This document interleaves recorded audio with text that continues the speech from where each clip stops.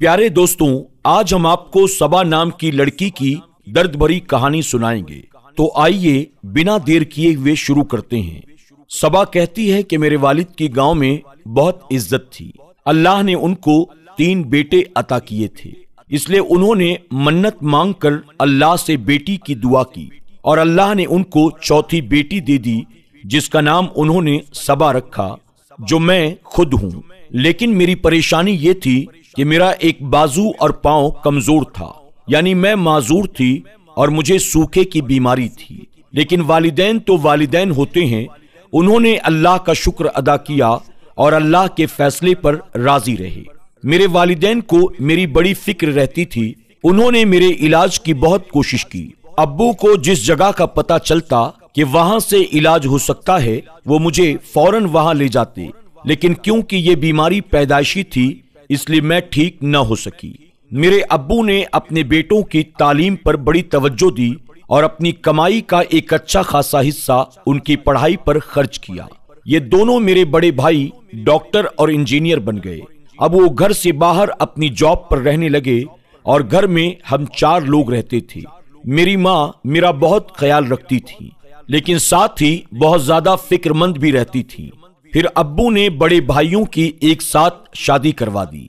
शादी को अभी ज्यादा वक्त नहीं गुजरा था और दोनों भाई अपनी अपनी बीवियों को अपने साथ लेकर चले गए और वो हमारा ख्याल भी न रखते।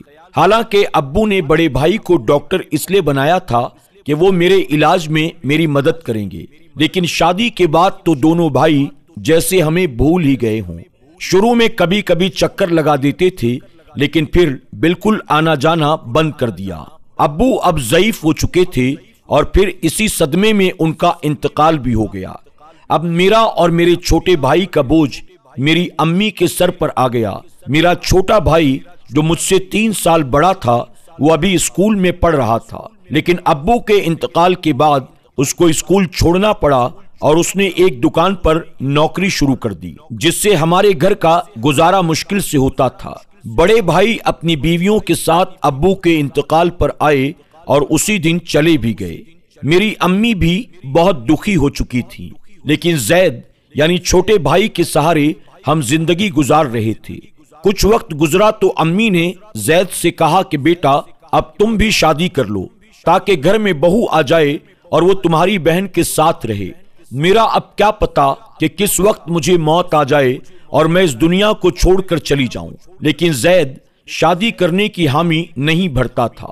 उसका एक ही जवाब होता, नहीं, मैं शादी नहीं करूंगा, क्योंकि बीवी बेटे को वालिदैन से दूर कर देती है। ऐसा ना हो मेरी बीवी मुझे आपसे दूर कर दे तो आपका क्या होगा। अम्मी के पास इसका कोई जवाब नहीं होता था, क्योंकि बड़े भाइयों की वजह से जैद का जहन इसी तरह का बन चुका था और वो शादी के लिए किसी भी सूरत में तैयार ना था। फिर एक दिन अचानक हमारी अम्मी भी हमें छोड़कर चली गई और यूं घर पर मैं और जैद अकेले रह गए। अब जैद और मैं दोनों परेशान थे। जैद को अपने से ज्यादा मेरी परेशानी थी, लेकिन अल्लाह ने ऐसी मदद फरमाई कि हमारी पड़ोसन निमरा भाभी के दिल में अल्लाह ने हमारी हमदर्दी डाल दी।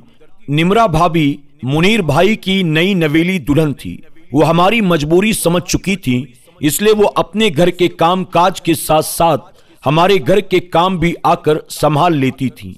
मेरा मुंह धुलवाती, मुझे वॉशरूम लेकर जाती और बहनों की तरह मेरा ख्याल रखने लगी। जैद भी निमरा भाभी की हमदर्दी की वजह से मुतमईन था कि चलो मेरी बहन का ख्याल रखने वाला कोई तो है। वक्त गुजरता गया। निमरा भाभी हमारे घर का खाना भी बना देती और घर के बाकी काम भी करके चली जाती थी। मेरे साथ वक्त भी गुजारती और मेरे साथ बातें भी करती थी। मैं भी उनकी हमदर्दी से बहुत खुश थी। वो मुझे कुर्सी पर बैठाकर अपने घर चली जाती और मुझसे कहती, अगर कोई काम हो तो मुझे दीवार के पास आकर आवाज दे देना, मैं आ जाऊंगी। और ऐसा ही होता, मैं आवाज देती और वो फौरन आ जाती। अब मुनीर भाई भी हमारे घर आने जाने लगे थे। वो भी काफी देर हमारे घर बैठे रहते, कभी कभार हमारे घर पर खाना भी खा लेते। फिर एक दिन अचानक उन्होंने अपनी बीवी पर शक करना शुरू कर दिया और एक दिन उन्होंने हमारे घर पर निमरा भाभी को ये बात कह डाली کہ اگر تم زید سے شادی کرنا چاہتی ہو تو میں تمہیں طلاق دے دیتا ہوں۔ یہ بات سن کر تو نمرا بھابی کے پاؤں تلے سے زمین نکل گئی، لیکن بھلائی اسی میں سمجھی کہ خاموش ہو جاتی ہوں۔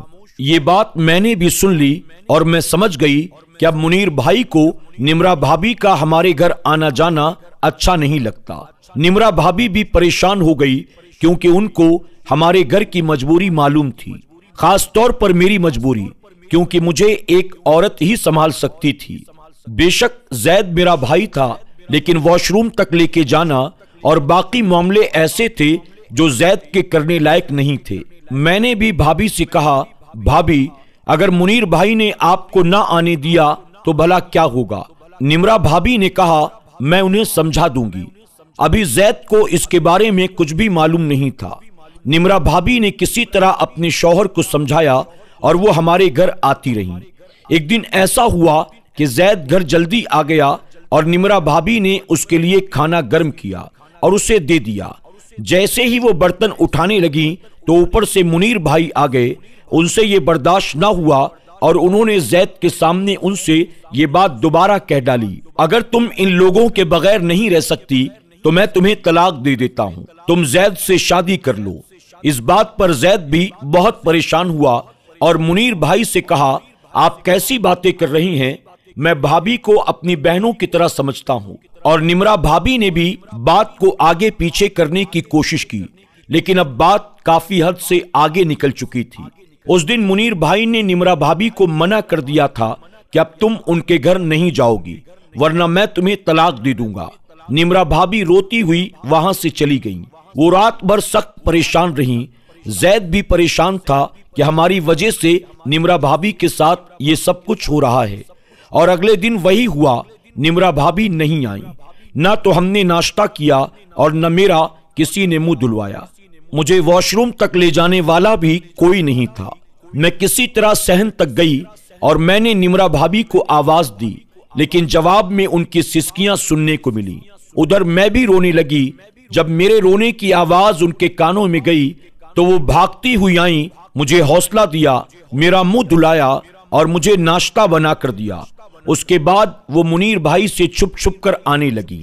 پھر ایک دن منیر بھائی کے دوستوں نے زید کو سمجھایا کہ تم منیر بھائی سے بولو کہ تم کسی لڑکی کو چاہتے ہو اور بہت جلد اس سے شادی کر لو گے تاکہ وہ اپنی بیوی کو طلاق نہ دے اور اس کا گھر بچ جائے۔ اور زید نے ایسا ہی کیا۔ اس نے منیر بھائی سے ایسا ہی کہا، لیکن منیر بھائی نے کہا، تم یہ بات باقی لوگوں کے سامنے کہو۔ زید نے کہا وہ ایسا کرنے کو تیار ہے۔ اگلے دن منیر بھائی کچھ لوگوں کو اپنے ساتھ لے کر آئے تاکہ زید سے یہ بات سب کے سامنے وہ کہلوا سکیں۔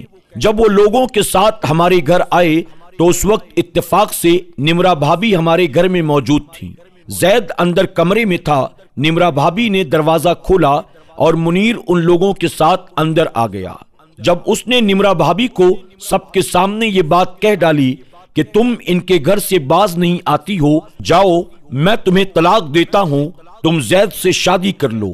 اس بار تو نمرا بھابی کا صبر بھی جواب دے چکا تھا، کیونکہ منیر بھائی نے لوگوں کے سامنے ان کی پاکیزگی پر داغ لگا دیا تھا۔ اس لیے انہوں نے کہا، ٹھیک ہے تم مجھے طلاق دے دو، اس کے بعد کا معاملہ میرا ہے، میں شادی کروں یا نہ کروں۔ یوں منیر بھائی نے نمرا بھابی کو ان لوگوں کے سامنے طلاق دے دی، کیونکہ نمرا بھابی کے لیے یہ بہت بڑا صدمہ تھا، کیونکہ وہ میری خدمت اللہ کی رضا کے لیے کر رہی تھی، اس لیے انہوں نے اتنا بڑا فیصلہ کر لیا۔ زید کو بھی سخت دھکا لگا، البتہ نمرا بھابی نے میرا ساتھ نہ چھوڑا، وہ بہنوں کی طرح ہمیشہ مجھے سنبھالتی رہی۔ میں نے زید سے کہا کہ وہ نمرا بھابی سے نکاح کر لے، اگرچہ وہ اس سے 6 سال بڑی ہیں، لیکن یہ اتنا بڑا فرق نہیں تھا، اور ان کے ہم پر احسان بھی ہیں، ان کا ہم کسی بھی صورت میں بدلہ نہیں دے سکتے، کیونکہ نمرا بھابی کی پاکیزگی کے بارے میں ہم دونوں بہن بھائی اچھی طرح سے جانتے تھے۔ اس لیے زید نے حامی بھر لی اور ان دونوں کی شادی ہو گئی۔ نمرا بھابی اب پہلے سے بھی زیادہ میرا خیال رکھنے لگی، اور پھر اللہ نے زید اور نمرا بھابی کو اولاد کی نعمت سے نوازا، حالانکہ منیر بھائی سے ان کو کوئی اولاد نہیں ہوئی تھی۔ اب میرے 4 بھتیجے بھتیجیاں تھی، اور زید کی اپنی دکان ہے، اور ہم हंसी खुशी जिंदगी गुजार रहे हैं, जबकि मुनीर भाई की इसके बाद अब तक शादी न हो सकी और तलाक के बाद से उनके हालात भी खराब होते चले गए। दोस्तों, आज की ये कहानी आपको जरूर पसंद आई होगी। आज की इस कहानी के जरिए आपने क्या सबक हासिल किया, कमेंट बॉक्स में जाकर जरूर कमेंट करें। और हमेशा की तरह आपसे गुजारिश है कि इस वीडियो को अपने दोस्त अहबाब के साथ जरूर शेयर करें। इंशाअल्लाह एक नई कहानी के साथ बहुत जल्द फिर आपकी खिदमत में हाजिर होंगे। तब तक के लिए हमें इजाजत दें। अल्लाह आप सबको ढेरों खुशियां अता करे। आमीन या रब्बल आलमीन।